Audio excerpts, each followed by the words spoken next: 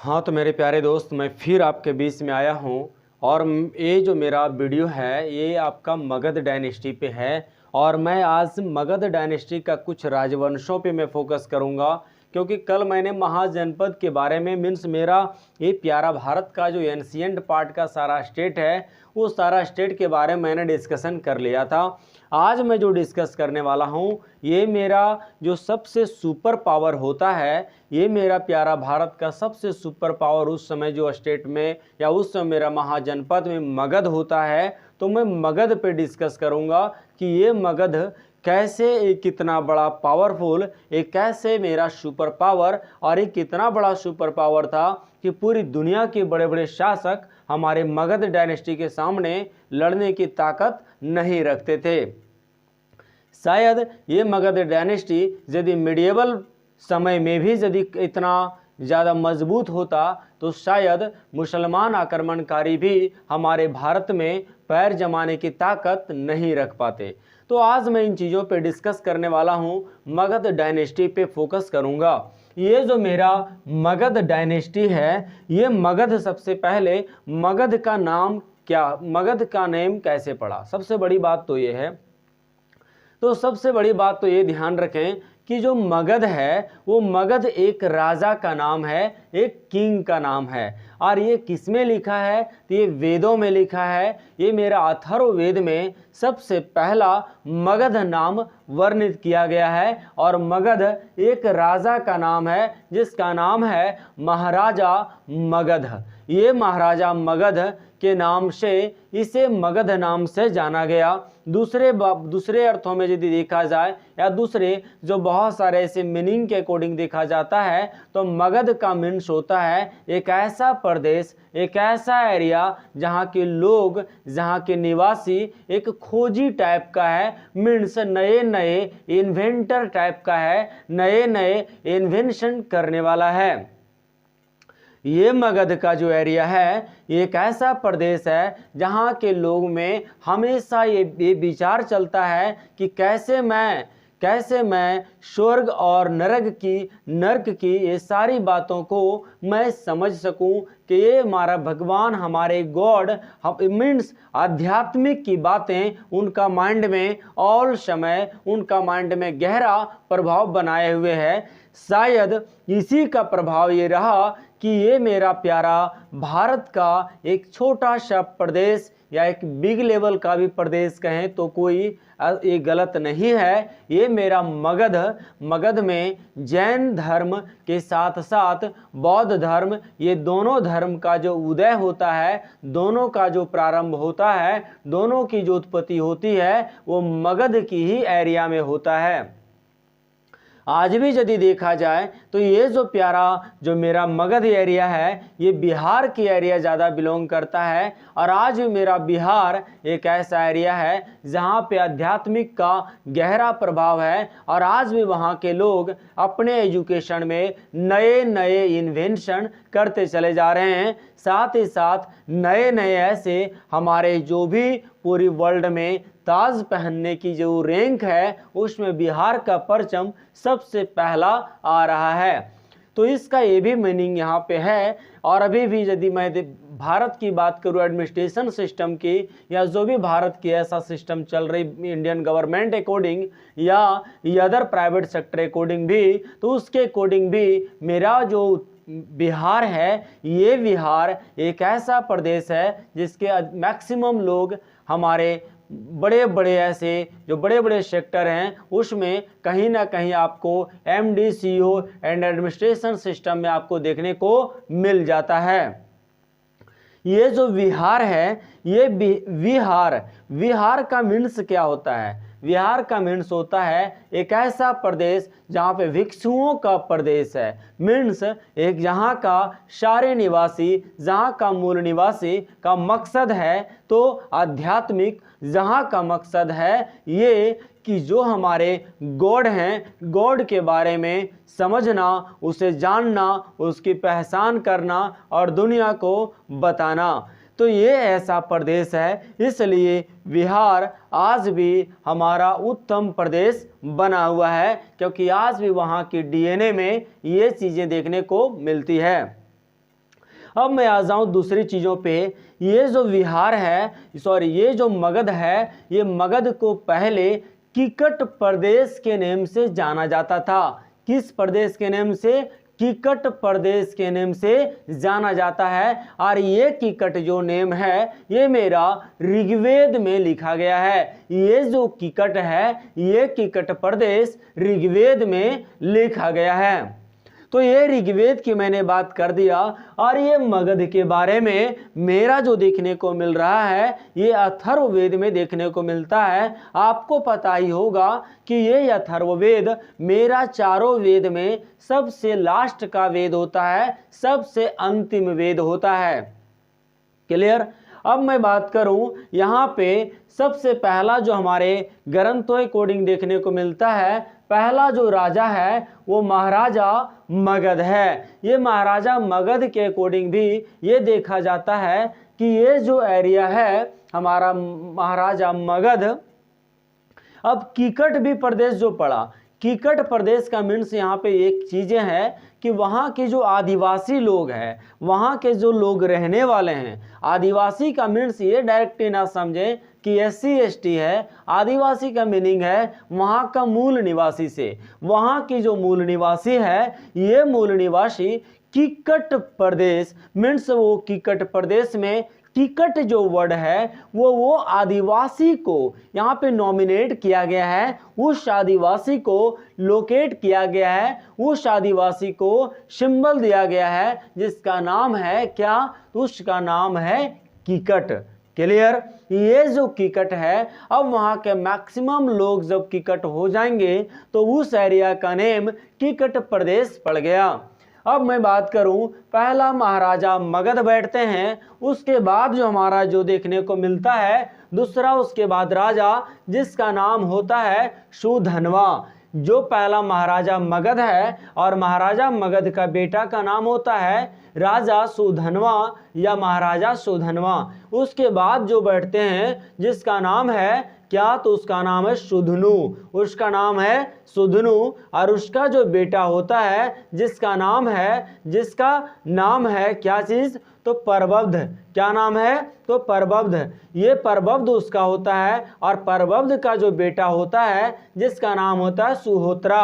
और ये सुहोत्रा का बेटा होता है च्यवन। च्यवन ऋषि का नाम तो आपने सुना ही होगा। च्यवन ऋषि के बारे में बहुत सारे इनका नाम विख्यात है, आप लोग सुना ही होगा। ये च्यवन ऋषि का जो बेटा हो रहे हैं जिसका नाम है च्यवना, जिसका नाम है च्यवना। और च्यवना का जो बेटा है जिसका नाम है कृति, और कृति का उत्तराधिकारी कृत होता है और कृत का उत्तराधिकारी कृतज्ञ होता है और कृतज्ञ का उत्तराधिकारी कृतवीर होता है और कृतवीर का उत्तराधिकारी कृतसेन होता है और कृतसेन का उत्तराधिकारी कृतक होता है और कृतक का उत्तराधिकारी यहाँ पे प्रतिपदा होता है और प्रतिपदा का जो उत्तराधिकारी है उसका नाम है उपरीचर वसु।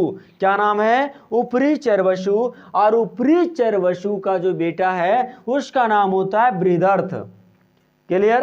ये जो बृहदर्थ है, हमारा जो कॉम्पिटिटिव ओरिएंटेड जो क्वेश्चन बनता है, जो मेरा इंपॉर्टेंट जो देखने को मिलता है वो बृहदर्थ से ही देखने को मिलता है। लेकिन इसकी जो पहली जो मैंने सारे जो राजाओं के नाम मैंने बताया, ये उत्तराधिकारी के अकॉर्डिंग मीन्स पहला राजा से लेकर के टोटल लगभग 16 ऐसे राजा होते हैं जो यहाँ पर शासन करते हैं। उसके बाद हमारे पास देखने को मिलता है तो बृहदर्थ देखने को मिलता है। अब ये बृहदर्थ की जो यहाँ से स्टार्ट होगी कहानी, ये बहुत ही इम्पोर्टेंट है। अब मैं थोड़ी एक बातें और बता दूं कि ये मगध का जो डायनेस्टी है, मगध का जो हमारा वंश चल रहा है, ये जो रूल सिस्टम चल रहा है, ये जो एडमिनिस्ट्रेशन सिस्टम चल रहा है, इसकी एरिया कैसा है?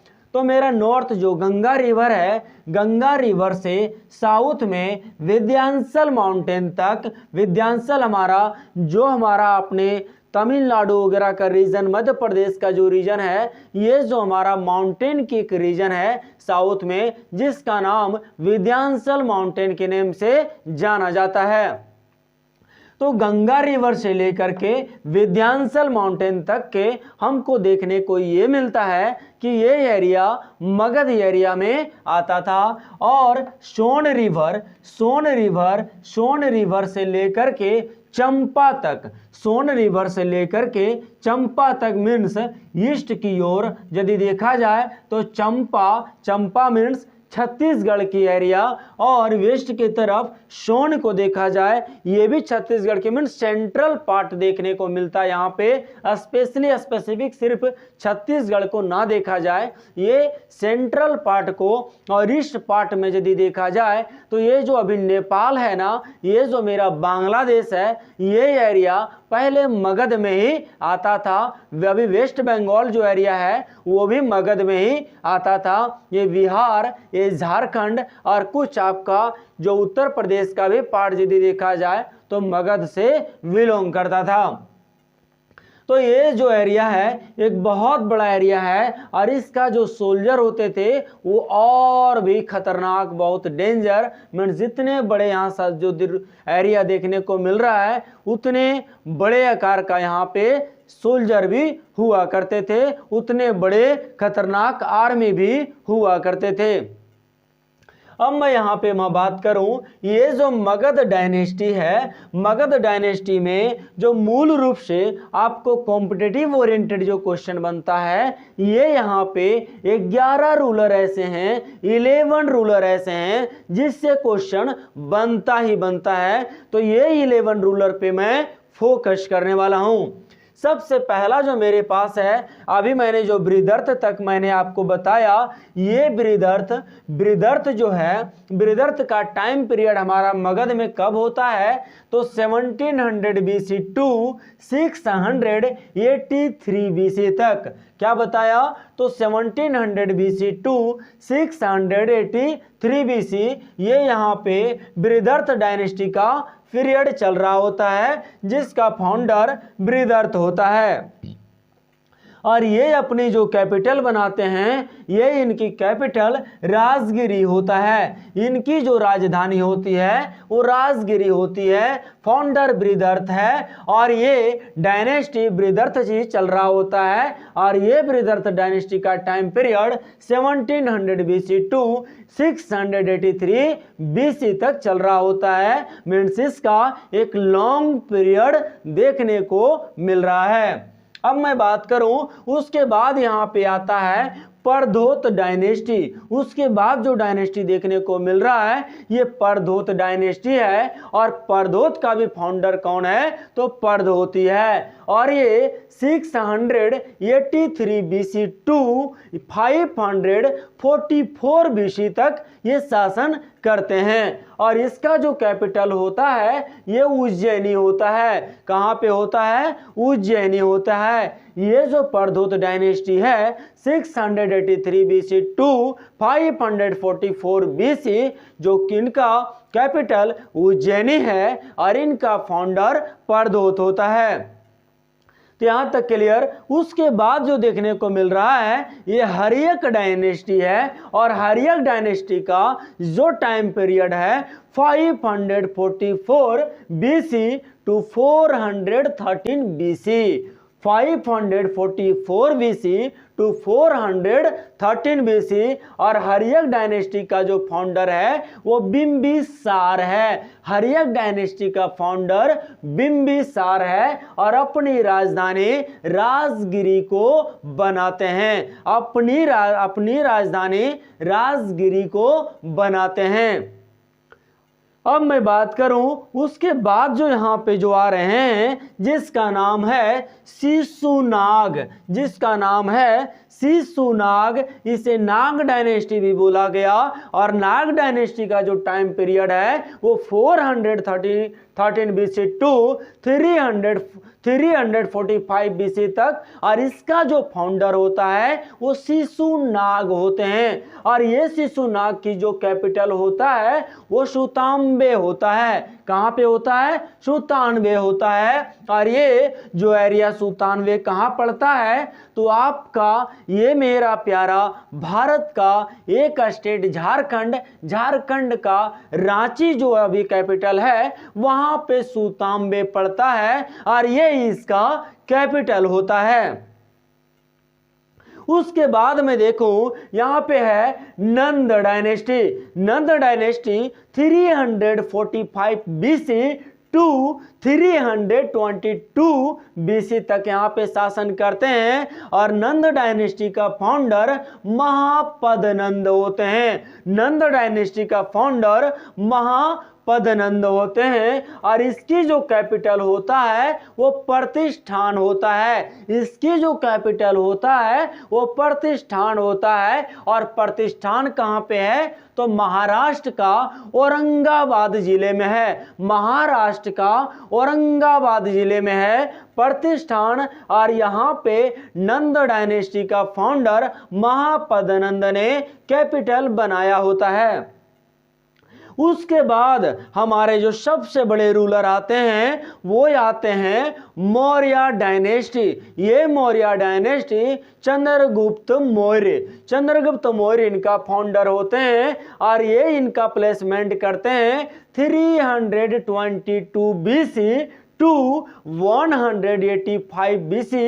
ये टाइम पीरियड हमारा मौर्य डायनेस्टी का है और ये मौर्य डायनेस्टी का जो कैपिटल होता है वो पाटलिपुत्रा होता है। वो जो कैपिटल है पाटलिपुत्रा है और पाटलिपुत्रा पटना को बोला गया है। अब मैं बात करूं, अब यहाँ पे मौर्य डायनेस्टी के बाद हमारे पास आते हैं शुंग डायनेस्टी और ये Shunga dynasty 185 BC to 185 BC to 73 BC तक के शासक हैं और ये यहाँ पे पुष्यमित्र शुंग इनके संस्थापक होते हैं, ये इनके फाउंडर होते हैं और ये अपनी राजधानी विदिशा को बनाते हैं और विदिशा कहाँ पे है तो मध्य प्रदेश में है। अब मेरे पास देखने को मिल रहा है शुंग के बाद कनौ डायनेस्टी और कनौ डायनेस्टी जो है वो 73 बीसी टू 28 बीसी तक के शासन करते हैं और इसका जो यहाँ पे संस्थापक है, इसका जो फाउंडर है वो वासुदेव है और ये अपनी कैपिटल पाटलिपुत्रा को बनाते हैं। उसके बाद यहाँ पे आता है सातवाहन वंश। सातवाहन वंश अपनी जो यहाँ पे है ये इनका time period 30 BC to 200 AD होता है। 30 बीसी टू 200 एडी होता है। मीन्स अब ईसा पूर्व से लेकर के अब ईसवी का टाइम को इन्होंने ले लिया है। तो सातवाहन 30 बीसी टू 200 एडी तक होते हैं और इनका जो फाउंडर होते हैं वो शिमुक होते हैं और इनका जो कैपिटल होता है वो प्रतिष्ठान होता है और प्रतिष्ठान कहाँ पर है तो महाराष्ट्र का औरंगाबाद में है। उसके बाद यहाँ पे हमारे मौर्य डायनेस्टी के बाद आते सातवाहन जो बहुत ही इम्पोर्टेंट और हमारे भारत को आगे बढ़ाने में बड़ा रोल करते हैं और उसके बाद जो बड़ा रोल करने आते हैं जिनका नाम है गुप्ता डायनेस्टी और गुप्ता डायनेस्टी का फाउंडर श्रीगुप्त होते हैं और इनका जो टाइम पीरियड है वो 319 एडी टू 550 एडी होता है। 319 ईस्वी से लेकर के 550 ईस्वी तक होता है और ये श्रीगुप्त इनका फाउंडर है और अपनी राजधानी पाटलिपुत्रा को बनाते हैं।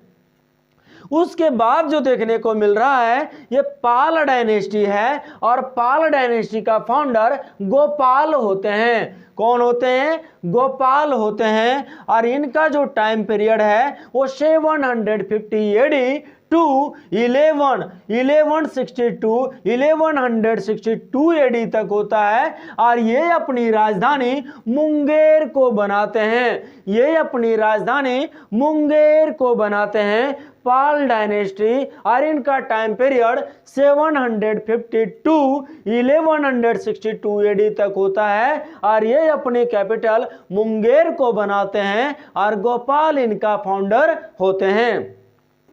तो ये मेरा टोटल 11 हमारा ऐसे जो डायनेस्टी है हमारा मगध से बिलोंग करने वाला है। और भी छोटे मोटे कुछ ऐसे डायनेस्टी देखने को मिला जो छुटपुट टाइप का है, जो परमानेंट रूल नहीं कर पाया, कुछ समय तक अपनी समय को चला पाया लेकिन उसका ज़्यादा को वैल्यू नहीं रहा है। ये 11 ऐसा मुख्य रूप से रूलर देखने को मिलेगा और ये रूलर बहुत ही इंपॉर्टेंट है और हमारा प्यारा भारत को एक गोल्डन भारत बनाने में सबसे बड़ा रोल करते हैं। तो ये जो मैंने बताया ये बहुत ही इंपॉर्टेंट है। मैं बात करूं एक चीज़ें और कि ये जो मेरा आपको ये हमारा जो मगध डायनेस्टी है ये पांच ऐसे माउंटेन हमारा नॉर्थ ईस्ट वेस्ट सारा लेकर के एक साथ सभी जो माउंटेन है उनके बीच में घिरा हुआ प्रदेश मगध है। ये मगध जो ऐसा हमारा एरिया देखने को मिलता है जहाँ पे बड़े बड़े रूलर आए और बड़े बड़े समय तक भी यहाँ पे शासन किए और अपने ये जो मेरा प्यारा भारत है इसको बनाने में, इसको एक नयापन देने में, इसका इनोवेशन में, इसका डेवलपमेंट में बहुत ही बड़ा रोल किए और ये मेरा भारत एक अग्रिम भारत बन पाया, ऑल ओवर डेवलपमेंट भारत बन पाया। तो ये जो चीज़ें मैंने बताया थोड़ा सा आप इसका स्क्रीनशॉट लेना चाहते हैं तो आप इसका स्क्रीनशॉट ले सकते हैं। फिर मैं किसी चीज़ को यदि फिर से मैं रिपीट कर देता हूँ तो थोड़ा सा समझने की कोशिश करिए। यहाँ पे सबसे पहला यहाँ पे आता महाराजा मगध, जो मगध में सबसे पहला आता मगध जो मगध वंश का संस्थापक है। और महाराजा मगध के बाद आता है सुधन्वा और सुधन्वा के बाद आता है सुधनु और सुधनु के बाद आता है सब इनका क्या है उत्तराधिकारी बनते हैं। मीन्स इनका बेटा ये है तो इनका उत्तराधिकारी ये बन गए। महाराजा जो मगध है इनका उत्तराधिकारी बने कौन तो सुधन्वा बने, क्योंकि वो मगध का बेटा ये हुए।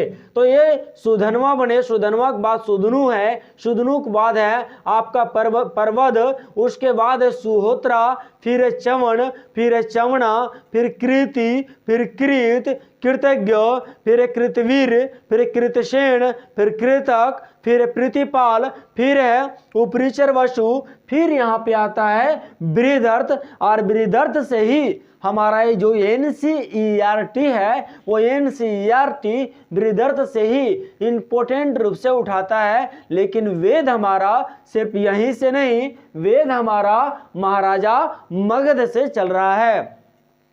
तो ये मैंने बताने की प्रयास किया मुख्य रूप से टाइम पीरियड, क्योंकि हिस्ट्री में टाइम पीरियड और कौन कौन से रूलर हैं ये जानना बहुत इंपॉर्टेंट है। क्योंकि टाइम पीरियड को यदि आप एक बार इमेज अपने माइंड में नहीं सेट कर पाएंगे तब तक हिस्ट्री को समझना तो दूर की बात है, थोड़ा बहुत भी उसके बारे में सीखना भी है, थोड़ा बहुत ये अल्फाबेट भी समझना हिस्ट्री का है, ये बहुत बड़ा इम्पॉसिबल है। इसलिए हिस्ट्री को डेट को हमेशा अपना माइंड में सेट कर लीजिए। जो डेट को सेट कर लिया वो हिस्ट्री को पूरी तरह से माइंड में सेट कर सकता है। लेकिन जो डेट को ही नहीं आप वो सेट कर पाया वो कभी भी हिस्ट्री को समझ नहीं सकता है। हिस्ट्री इतनी आसान नहीं होता है। हिस्ट्री बहुत ही खतरनाक सब्जेक्ट है या तो बहुत ही मज़ेदार सब्जेक्ट है। तो चलिए आज मैंने आपको इतना बताया। नेक्स्ट वीडियो में मैं सभी एक एक डायनेस्टी को मैं ले रहा हूँ और एक एक डायनेस्टी पे जितना डिटेल हो सकता है इतनी बताया जाएगा कि दुनिया की कोई भी एग्जामिनेशन देंगे वहाँ से आपको क्वेश्चन नहीं छूटने वाला है। तो चलिए थैंक यू सो मच, नमस्कार।